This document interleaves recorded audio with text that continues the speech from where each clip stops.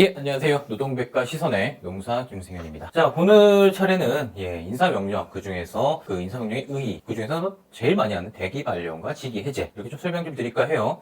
사실 김노무사 TV에서 여러 다뤘지만 저희가 노동백과에서 전 범위에 다뤄드리는 영역에서 이거 빠질 수 없는 부분이죠. 사실 요즘에는 징계를 곧바로 내는 회사가 특히 뭐 서울 수도권에서는 찾기 힘들 정도로 없습니다. 이렇게 곧바로 내놓으면은 당연히 그 부당성에 대해서 회사가 어떤 불가피한 패배를 할 확률이 높아지기 때문에 주로 이러한 과정을 거치고 그다음에 대기 발령과 직위를 통해서 노동자들에게 힘을 충분히 빼고 사용자한테 유리한 고지, 심리적 압박을 주기 위한 수단으로 많이 사용되어지고 있습니다. 자, 실무에서는 대기 발령과 직위 해제를 구분을 어떻게 하느냐, 솔직히 구분이 되게 어렵습니다.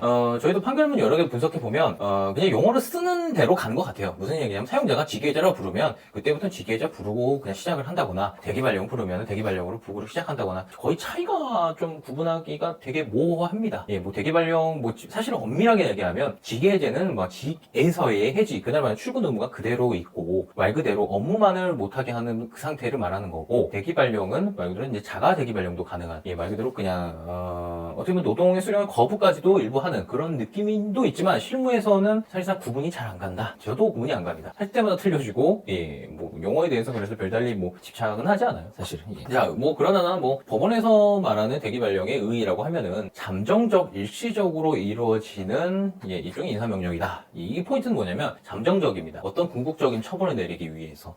사실은 이제 올바른 대기 발령 직위해제의 용도는 뭐냐면은 말 그대로 이제 노동자라 하면 당연히 자기가 맡는 일이 있을 것이고 또 다른 직무로 넘어가는 일이 있을 거 아니에요. 그 과정에서 잠시 말 그대로 그냥 그 공허한 영역으로 잠시 나갔다가 들어오는 이런 규정을 말해요. 또는 징계 같은 걸 하기 위해서 그 사람이 그 직을 맡았을 경우에는 어떤 현저한 위협, 그러니까 업무의 차질이 예상되어지는 구체적 위협이 있는 경우에는 당장에 이거 떼어내야 될 거 아니에요. 직에서 떼어내서 어떤 징계가 이루어질 때까지 기다리게 하는 그런 과정에서의 인사명령 제도란 말이죠.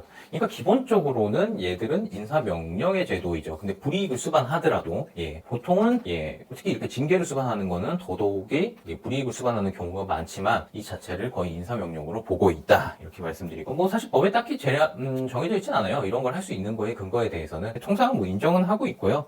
보통 이제 여기에 대한 정당성을 따질 때는 유명하죠. 업무상의 필요성이 얼마만큼 있느냐, 그 다음에 생활상 불이익, 노동자가 받는 불이익이 크냐, 그 다음에 신입사원 협의를 다 했느냐, 이런 걸 따지는데, 요즘에 트렌드는 결국에는 업무상 필요성 여부를 좀 더 많이 따진다, 이렇게까지만 좀 말씀드릴게요.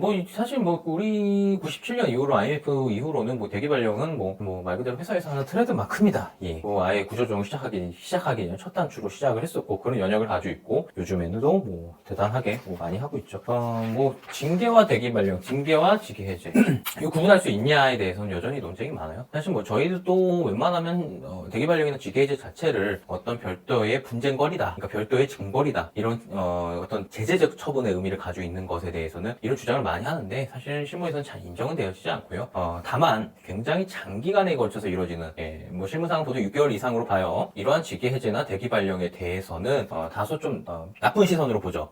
이게 판단하는 데서도. 왜냐면 고정적 대기 발령이라는 거는 좀 세상에서 좀 있기 힘들어요. 기대하기 힘들어요. 제가 최대 2년짜리 대기 발령도 봤는데 그런 대기 발령은 사실상 부당하다, 날 처분의 확률이 높죠. 그 다음에 오늘 좀 말씀드리고 싶은 거는 실무적으로 대기 발령을 구제해야 되느냐에 대한 논쟁인데, 보통은 대기 발령 후에 징계를 하거나 대기 발령이 계속되어지나 이런 문제가 있는데, 대기 발령 후에 징계가 이어져 있는 경우에는 사실상 이 징계 처분이 떨어짐으로써 이 대기 발령은 징계에 흡수 포함되어진다는 것이 일반적 개념입니다. 그러니까 이 징계가 깨지면 당연히 그 대기 발령도 깨지기 마련인데, 이게 포인트가 중요한 게 이거예요. 깨지기 마련인데 그 대기 발령도 효과가 같이 사라지냐? 그게 아니에요. 그러니까 만약에 이 대기 발령에 고유한 불이익이 남아 있으면은 이때 시점에 징계가 깨지면은 징계가 깨진 시점에 징계만 깨지는 거지 대기 발령 효과는 그대로 남아 있어요. 그래서 별도의 구제를 해야 됩니다. 이럴 때는. 그럴 때는 구제 이익도 있다 그러고요. 근데 만약에 대기 발령이나 직위 해제가 그냥 상징적인 것 같다 하면, 예를 들어 승진의 제한도 없고 이 대기 발령 때문에